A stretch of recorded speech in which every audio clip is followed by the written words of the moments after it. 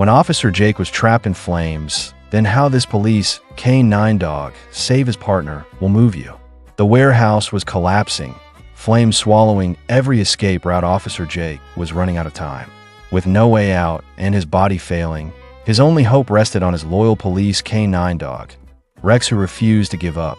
What happened next was nothing short of extraordinary, proving the unbreakable bond between a man and his four-legged hero. The night was cold, and the air smelled of oil and metal as Officer Jake Miller crouched outside the old warehouse. His K9 partner, Rex, stood beside him, his ears perked up, ready for action. The SWAT team had been preparing for this moment for weeks. They had received intel that a major drug deal was going down inside, and tonight was their chance to take down one of the biggest drug rings in the city. Jake gave Rex a quick pat on the back, a silent signal that it was time to move. The team leader raised his hand, and the officers moved into position. The warehouse doors were locked, but that wasn't a problem. One of the officers placed a small explosive on the door, and within seconds, it blew open with a loud bang. "Go, go, go," the leader shouted, and the team rushed inside. The warehouse was dimly lit, with crates stacked high along the walls. The scent of chemicals and something rotten filled the air. Jake moved forward, his gun raised, and Rex stayed close, sniffing the ground. Shadows moved in the distance, and suddenly, gunfire erupted. Bullets zipped past them, clinking against metal and shattering glass. The officers took cover behind crates, returning fire as the suspects scrambled to escape. "Rex, find them," Jake commanded. Rex bolted ahead, his sharp nose leading him through the maze of crates. One of the suspects, a man with a wild look in his eyes, tried to run, but Rex lunged, tackling him to the ground. The man screamed as Rex's powerful jaws clamped down on his arm. Jake rushed forward, kicking the knife away from the suspect's hand before cuffing him. "Good boy," he said, giving Rex a quick scratch behind the ear. But there was no time to celebrate. More suspects were in the building, and the gunfight wasn't over. "Move in," the leader ordered. The team pushed deeper into the warehouse, taking down one suspect after another. It seemed like they were gaining control, but then something unexpected happened. A sudden explosion rocked the building. The force threw Jake off his feet, and everything went white for a moment. His ears rang, and dust filled the air, making it hard to see. He coughed, trying to catch his breath, and then he heard Rex whining beside him. The dog was shaken but unharmed. "Jake, do you copy?" A voice crackled through his earpiece. Jake tried to respond, but his radio was damaged. He pulled himself up, realizing with dread that part of the warehouse had collapsed. Flames flickered in the distance, and the ceiling groaned as if it might come down at any second. "Come on, buddy. We have to move," Jake said, gripping Rex's harness. They stumbled through the wreckage, trying to find a way out. Smoke filled the air, making it hard to breathe. He could hear sirens outside, but the exit was blocked by fallen beams and debris.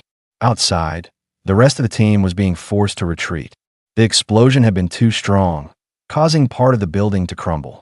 The commander made the tough call to pull back, believing no one inside could have survived. "We've lost them," one officer whispered, his voice heavy with grief. Jake, trapped inside, had no idea that his team was giving up on him. He only knew one thing. He had to find a way out, and he had to protect Rex at all costs. The battle wasn't over yet. Jake lay motionless on the cold concrete floor, his body covered in dust and small cuts from the explosion. His breathing was shallow, and his head throbbed from the impact.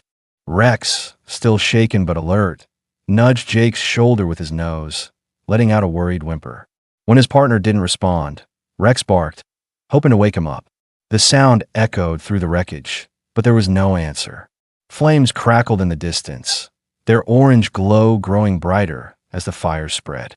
The smoke thickened, making it hard to see and breathe. Rex's instincts kicked in. He had to protect Jake. He sniffed the air, searching for a way out, but every path was blocked by fallen beams and burning debris. The fire was closing in fast. Rex turned back to Jake and licked his face, trying to stir him awake. He whined louder and pushed against his chest, but Jake remained still. Panic set in, but Rex refused to give up. He let out another sharp bark, the urgency in his voice clear. At last, Jake let out a groan, his eyes fluttering open.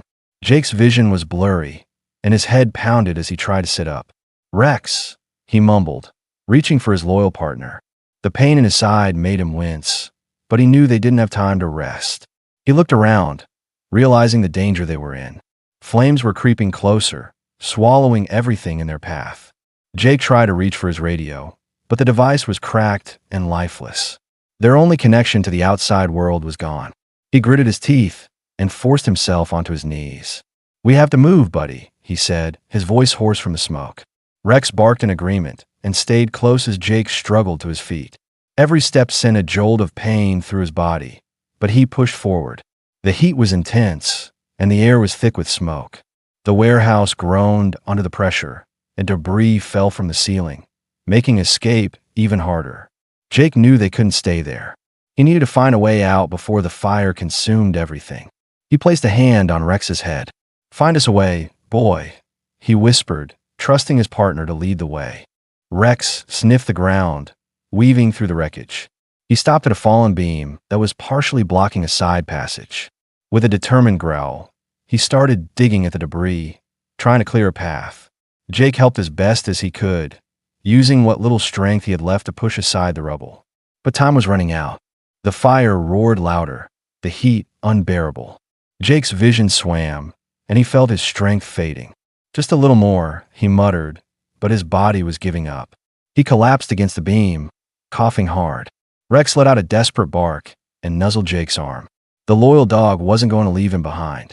He stood guard, ready to protect his partner from whatever came next. Outside, sirens wailed in the distance, but inside, Jake and Rex were still alone, fighting against the flames with no help in sight. Rex knew he had to act fast. The fire was spreading, and Jake was too weak to move on his own. Gripping the fabric of Jake's uniform gently between his teeth, Rex pulled with all his strength. Inch by inch, he dragged Jake away from the worst of the flames, searching for a spot with less smoke. Jake groaned, but didn't resist. His breathing was heavy, and his eyes barely stayed open. Finally, Rex managed to get him into a small corner where the fire hadn't reached yet. The heat was still intense, but at least they had a little more time. Rex panted, his body tense as he looked around. The walls were closing in with smoke, and the ceiling above them creaked dangerously. The exits were either blocked or burning. They were trapped. Rex didn't panic. His training kicked in. He had been in tough situations before, and he knew that staying calm was the key to survival. He sniffed the air, searching for any small opening. Nothing. The thick smoke made it harder to pick up scents, but he refused to give up. He moved quickly, weaving through fallen debris, looking for anything that could help. Every path was a dead end. Rex returned to Jake, nudging him gently, but the officer was barely responsive. The lack of oxygen was taking a toll. Rex's ears twitched. He had to think. There had to be a way to get help. He closed his eyes, focusing on everything he had learned. He had been trained to alert officers in emergencies. He had been taught to use his instincts. He barked loudly. 1 time, 2 times. He listened for a response, but none came. The walls of the warehouse absorbed the sound. He needed to be louder. He had to find a way to make sure someone heard them. Rex ran toward a pile of metal crates that had collapsed in the explosion. He jumped on top, pushing them with his paws. The crates shifted, making a loud, crashing noise. If anyone was nearby, they would hear it. Rex ran back to Jake and barked again. His heart pounded as he waited. Nothing. He let out a long, desperate howl. Outside, the faint sound of sirens was still there. Help wasn't far. They just needed to reach them. With his last idea, Rex ran toward the rubble covering the entrance. He started digging, kicking away dust and debris. If he could clear even a small opening, fresh air might come in, and maybe someone would see them. His paws burned from the heat, but he didn't stop. He dug faster, ignoring the pain. Then, something changed. A small breeze. It was faint, but it was there. Rex barked again, pushing against the broken boards.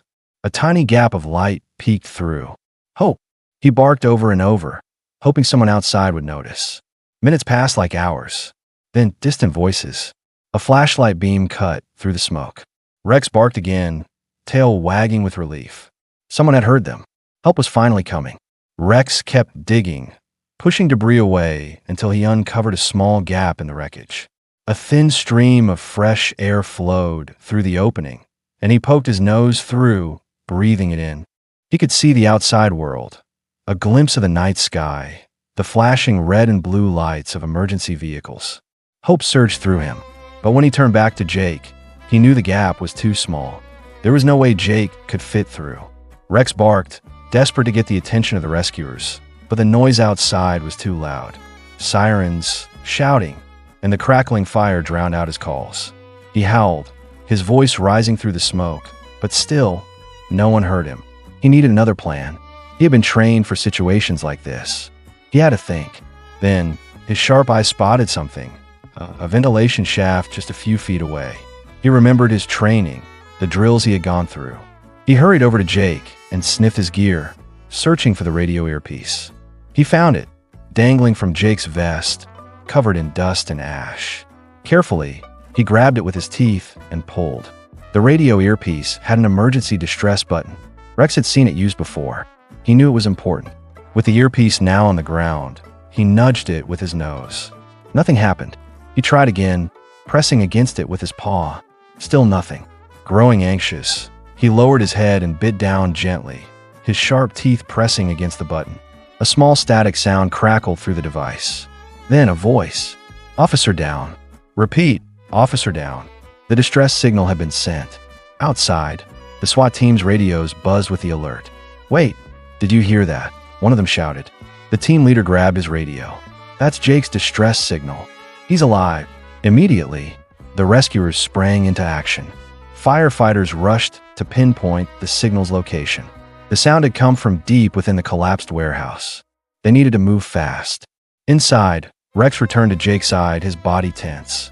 The roof above them groaned, weakened by the flames.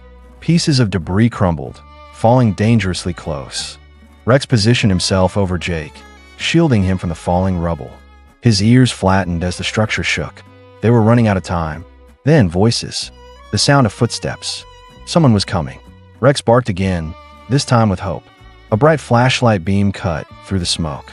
"We found them," a firefighter shouted. Within seconds, heavy tools were put to work, cutting through the wreckage. Rex stayed close to Jake, refusing to leave his side. Finally, hands reached in, pulling Jake out of the rubble. Rex followed, his body covered in soot, but his eyes sharp and alert. As they emerged from the burning building, fresh air filled their lungs. The night sky had never looked so clear. The team cheered. Jake was alive. Rex had saved him. As medics rushed in to help, Rex sat beside his partner, his tail thumping weakly. He had done his job. He had never given up. Jake slowly opened his eyes, blinking against the bright hospital lights. His body ached, but he was alive.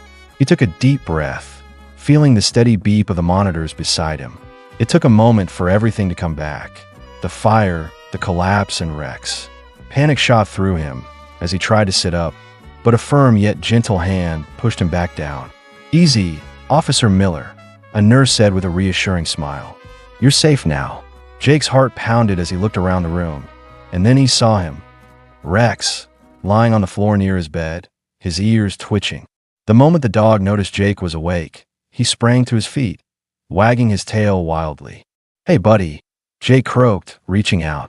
Rex jumped up, licking his hand, letting out small, happy whimpers. Despite the soreness in his muscles, Jake smiled. He ran his fingers through Rex's fur, feeling nothing but gratitude. News of Rex's bravery had spread quickly.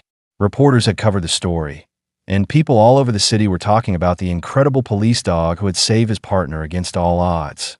The hospital room was soon filled with officers, friends, and even city officials who had come to see Jake and, most importantly, honor Rex. A few days later, at the police department, a special ceremony was held. Officers lined up in neat rows, standing tall as the chief stepped forward.